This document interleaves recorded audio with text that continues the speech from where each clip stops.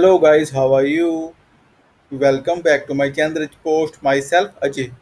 Hope you all are doing great. So guys, in this working video, I am going to tell you how to install pandas into our Python 3.9.6 application. So guys, before showing you working demo and code, I must say please watch the video till the end and please subscribe my channel for latest Python updates. So guys, here we go. So guys, first on my screen you can see I have created one file Python add pandas.py Python extension, and guys now I'm going to install pandas into my Python 3.9.6 version. So guys, here we go. And guys, to install pandas we have to run the command py space hyphen 3 space hyphen m pip space install space pandas and press enter. And guys, see, I have already installed, so it is showing like that. Guys, now we will check the pandas version. Here we go.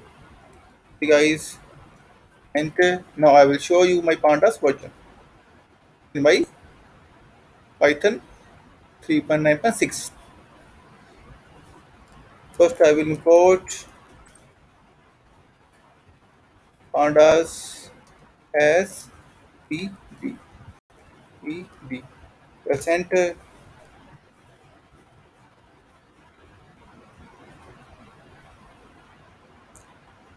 Spell mistake. Sorry guys.